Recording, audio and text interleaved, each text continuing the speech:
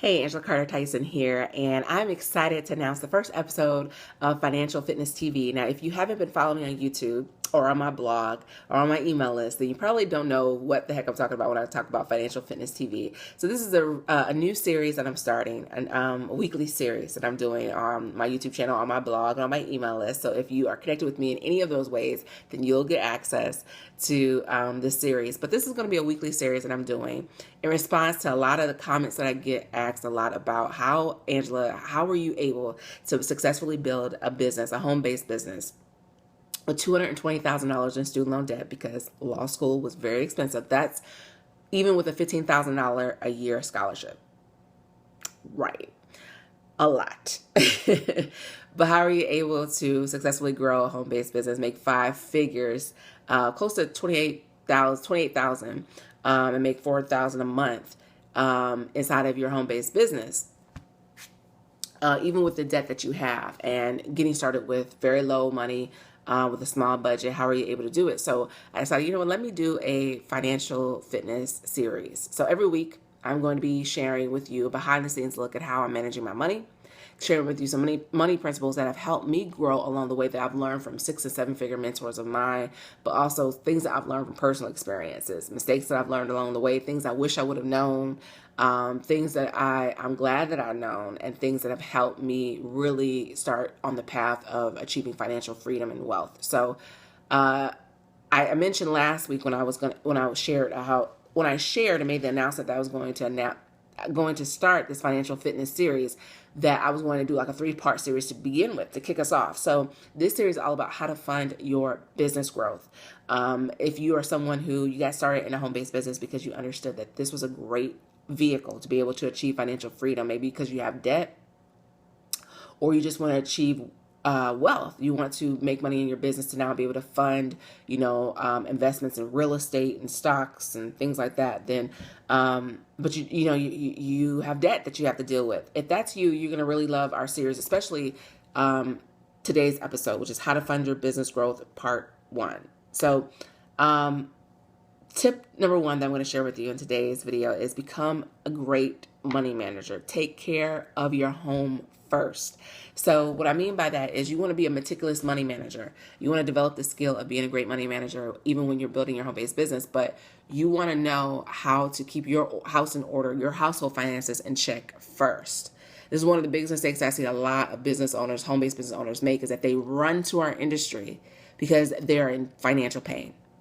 Whether it's debt or, not being able to, maybe they just got laid off, and because they didn't manage their money properly in the first place in terms of savings in case something did happen, like losing their job, they're in a panic mode. And so they try to hurry up and get started in a home-based business, try to cut corners in terms of getting training or attending their company events, and then they still struggle and they're not making money, and then they're shelling out the money that they could be spending on bills in terms of the business, and then they're like broke, and then their family's looking at them crazy because they're like, hey, why are you spending money in a business when you should be, taking care of home? All of this happens. One of the main reasons why this happens is because they did not budget for investing in a business from the very beginning. So what I want you to do is really set the intention to be a great money manager. Start meticulously tracking how much income is coming into your household. So whether it's, money coming in from a job or whatever sources that you have, track every month to the penny how much money is coming in, but also how much money is going out. One of the things I have done in my business, and I just started doing this in my personal life, in my personal household, is I track every expense. What that means is I track when rent is due, how much is due, and on what specific date for all of my bills. So for you, I want you to keep a spreadsheet. It could be a piece of paper. It could be a spreadsheet. It could be a document a Google Doc or whatever it is, a Word doc on your computer. I want you to write down all of the bills that you pay each month, when they're due, what date they're due, and how much is that bill usually. Okay, I know there's going to be some fluctuation with electricity and, all this kind of stuff, but write it down. And then write it in order. So like, for example, if rent's due on the 1st, and then you have electric bill due on the 5th, and then you have car payment due on the 10th, do it in order. So put, 1st of the month, rent, whatever, how much it is, or mortgage, however much it is. Then put third of the month. What did I say third of the month was?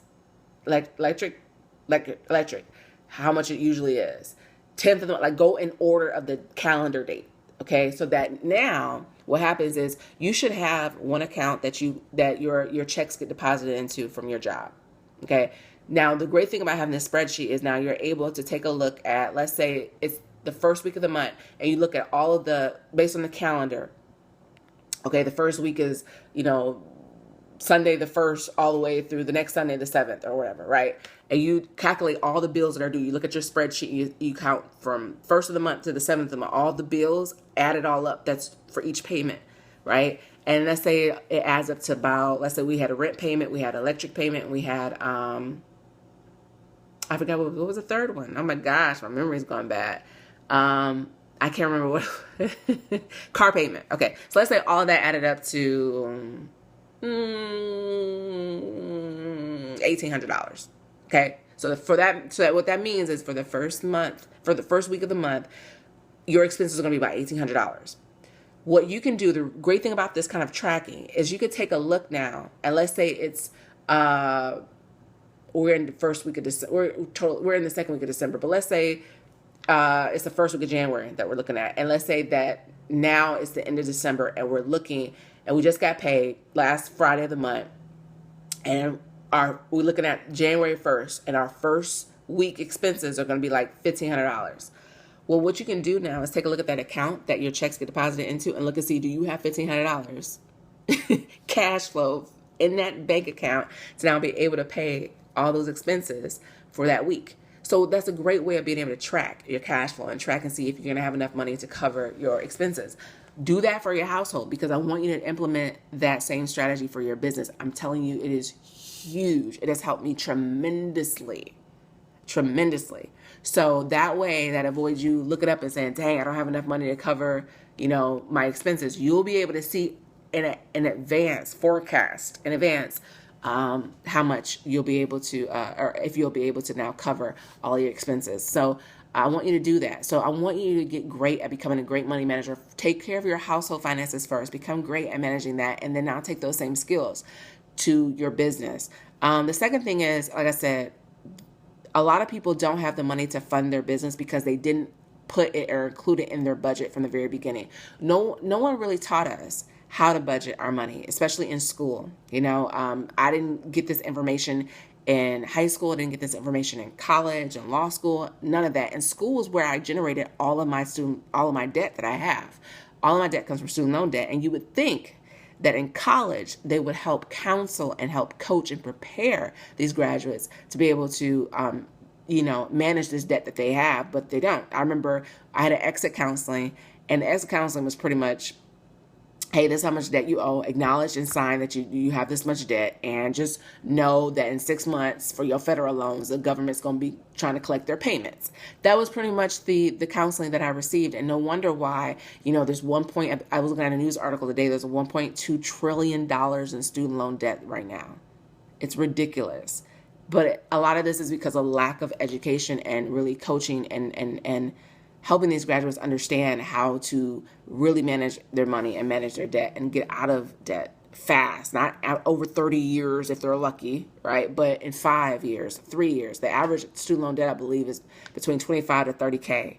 And I've already made that amount in my business. And so basically, based on what I've made in my business, a college grad could pay off their student loan debt in full. The average. I'm well above the average because, I went to law school and it was expensive. But for the most part, for the average, okay, that means there's some people who have more debt and there's some people who have less. But for the average debt, for average student loan debt, just what I've generated, in my business, what I've earned, will be enough to pay the average student loan debt off. But what I want to tell you is that I didn't learn how to budget, meaning the last job that I had, because I'm full-time in my business, I didn't know how to budget properly. I wasn't taught, and I didn't know that I should have known that or looked into that. I wasn't living way beyond my means. I wasn't like living it up in luxury or nothing like that. It's just, I wasn't putting money aside every single month for investing in a business because I didn't budget that in. I didn't know that that's what I needed.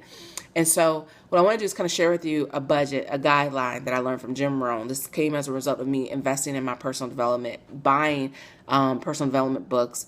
And Jim Rohn had this book, I think it was called like 7 Strategies for Wealth and Happiness or something like that. And he shares this financial freedom guideline that he said that if most young people implement this, they will be financially independent at age 40.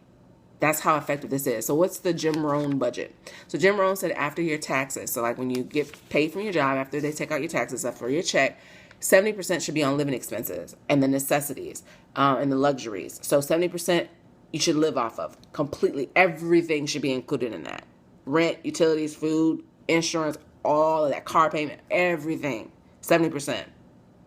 10% tithe, 10% investing in a business or real estate, and 10% in savings for a retirement program. He said, I would add in that too, saving for retirement, but also for emergency savings. That's another reason why a lot of people don't have the budget to invest in a business because they didn't budget for it. Or number 2, some emergency happened that took them out, or some emergency happened that got them into more debt because they didn't have the money just sitting there in savings to cover that emergency. They had to go put it on a credit card, which now they're getting charged all this interest. And so it just, all this discretionary income or any discretionary income that they had left over after they paid all their bills, any extra surplus that they had now is now going to debt, even more debt. So they just create this more and more cycle. So that's the budget. 70%, Jim Rohn says 70% on your necessities and luxuries. Like live off of 70% after tax income. 10% tithe, 10% invested in a business or real estate, and 10% in savings. So let me ask you this. If you're in an existing home-based business, before you got into your existing home-based business, did you have in your personal household budget money set aside, a percentage of your monthly income set aside just to invest in a business? I would say most people that I know in this industry did not. And I'm not talking about, when you get when you get your refund check. I'm talking about you're consistently every single month putting money aside to invest in a business. Well, Angel, I'm already in a business, so I still have to do that? Yep, you should. This should go towards now. If you've already invested in your business and you're starting to make some money in your business, you should still be putting 10% aside for other investments that you have. But nobody taught me that. But that's how you use and fund your business growth, even if your money's tight. So that's one way. So be sure to include, a budget and follow that. That's a good guideline. The other thing that I want to talk about too is, let me see, there's another, so even within that, Jim Rohn kind of gave the big category, like spend no more than 70% on, all your necessities and luxuries and things like that. But what I also want to give you is a guideline that I've seen a lot floating around, which is, of that 70% that Jim Rohn gave, no more than 25% of that should go to rent. So take a look at how much you're paying on your rent or your mortgage, and does it account for more than 25% of, your take-home pay? If it's more than that, you might be living beyond your means. I know different cities have different costs of living, so you would have to adjust accordingly. So if you're going to spend more in the rent category, that means some of the other categories get reduced, right? So I just want to kind of throw that out for you. Make sure that you're budgeting for investing in a business and getting started in a business. So what I want to do is kind of share with you. You're like, well, what if I can't create room in my budget to make any room for investing in a business? You got a couple of options. Number 1, you can take out a loan. So after calculating how much income you have coming in from a job or whatever source, and after calculating and putting together that spreadsheet of how much expenses you have every single month, take a look and see if you have any discretionary income. That means any surplus, any extra money that you have after paying down, paying your bills, your monthly expenses. If you have any extra income, then you want to now think about using that extra income. Let's say it's $200 a month. Okay, let's say you have $200 a month after paying off paying your living expenses each month. Okay, you have an extra $200 a month that you can just spend however you want to spend it all willy-nilly, living it up in luxury. No, take that $200 and now that $200 a month that you have discretionary income, and see if you can now take out a loan where the monthly payment on that loan is under $200 a month. Basically, you're going to take that $200 a month as seed money to now take out a loan to get more money for your money, to now make it a bigger investment inside of your business. So use the loan that you take out for all your first year expenses in your business. Attending company events, because company events are critical, especially in our industry. If you want duplication in your team, get your team to events, and that means that you have to be at the event as a leader. Well, most people don't go to company events. Why? Because it's like, well, I don't have the money, I don't have this. Factor that into your loan. So factor in, I don't know how often your company has company events. Maybe it's once a year, twice a year. My company had events every 90 days, 4 times a year. So for you, if it's just one time a year, right, one event a year, then you want to budget, okay, how much do I want to spend on this event? Getting there, all that stuff. Maybe, for transportation, for food, all of that, hotel. How much do you want to budget? Maybe it's $1,000. Okay, cool. Consider that as part of your loan for your business. So the money to get started, like your distributor kit, the top package, get the top package. Then factor in, $1,000 maybe to go to the company event, for the hotel, for the food, for the transportation, all of that stuff. Factor that in. And then factor in money for your training and education, buying some books, buying some training, online marketing training to help you grow your business. Put that into that. Consider that as part of your loan, and also some money for advertising your business. So use that, whatever discretionary income you have, as seed money to take out a loan to get more money for your money, to now get and make the proper investments in your business so that you can have the education that you need, so you can have the support that you need, so you can have the finances that you need to be able to make your money back, pay the loan off, and get on the path to financial freedom. And like I said, and be smart with it. I know you're saying like, well, if I'm in debt, Angela, you're telling me to go in more debt. No, I'm telling you to take whatever discretionary income you have, if you have any, and now use it as seed money. Don't just say, well, I'm just going to wait and save $200 a month for like 5 months or 6 months. Use it now. That's what wealthy people are great at. Wealthy people are great at using good debt that will help them buy an asset. In our case, our asset would be a business. Okay. So that is option number 1. If you say, I really want to fund my business growth, but I don't have the money. Option number 1 for getting the money is using any kind of extra surplus money that you have as seed money to now get a loan, and now make sure, so we could be financially responsible, make sure that if you, let's say, have $200 a month, make sure that loan that you're taking out would be no more than $100, $150 a month.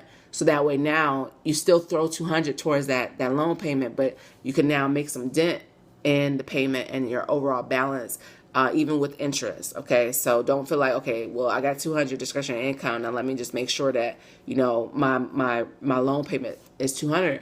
Well, the minimum payment, unless it's like unless your repayment schedule is on a long track, we just want to make sure that you pay this debt off as soon as possible and not drag it out. Okay, so that's option number 1. Option number 2 is, if you're like, I don't have the money to fund my business growth, use your tax refund. So if you get a tax refund every single year, use that as seed money, as capital money, to get a loan so you can get more money for your money, or to use your tax refund, all of it, to get what I just shared, to take care of your getting started costs in terms of buying your distributor kit, in terms of having the money to for company events, for training, for advertising, all of that. Option number 2 is to use a tax refund. Option number 3 is to get a second part-time job. This can be very, very temporary, but it's another way. If you don't want to use debt, trade your time. If you don't want to use other people's money and finance it, right, then you want to now use your time by getting a second part-time job, investing the time you have to make more money, and now taking all that money from that part-time job and using it now to throw as seed money into your business, which you can then use it as seed money to take out a loan, or just use it as seed money to now just get invested in your business. Option number 3 to funding your growth is to sell something. This is another option if you don't want to get into debt. Sell things that you have around your house. Do you have furniture that you don't use that you can get rid of, that you can now take the money, the cash that you receive from the sale, and now use it as seed money to get started in a business, or to even grow and scale the business that you have. And what will happen is, as you start, and we'll talk about this in the next episode of Financial Fitness, as you start marketing your business properly, You'll start making money in your business, and your business should fuel and fund your business efforts. You should not be spending money out of your pocket unless it's the initial cost to get started in your business. Once you get started, you should get to work, plug into the training that you invested in, right? That's why I say it all works together. Spend the money to invest in the training to learn how to market the right way. So when you do join your business, you can start getting results, and now your business can pay for itself. So I hope that you enjoyed this episode of Financial Fitness TV, helping you home-based business owners build wealth through the vehicle of a home-based business opportunity. I'm really excited to continue to share with you guys weekly behind-the-scenes access, additional tips and strategies that I've been using and others have been using to achieve financial freedom through the home-based business industry. So that being said, if you like this video, comment below. Let me know that you liked it. Share it with whoever whoever you want. But just continue to be encouraged. Just know that you have found the right vehicle to obtain financial freedom. And this series is all about showing you how you can do exactly that, how you can exactly achieve financial fitness in your home-based business, even if you're dealing with some crazy circumstances like a ridiculous amount of student loan debt like I have. So I hope this inspired you. Not only inspired you, it's helped light a fire under you to start taking action and to start really on the path, getting down the path of financial freedom. So with that being said, I'm going to sign off. Comment, let me know that you liked this video. Let me know what you liked about this video, what you're going to be implementing. Talk back to me, interact with me so I can help you achieve financial fitness through your home-based business.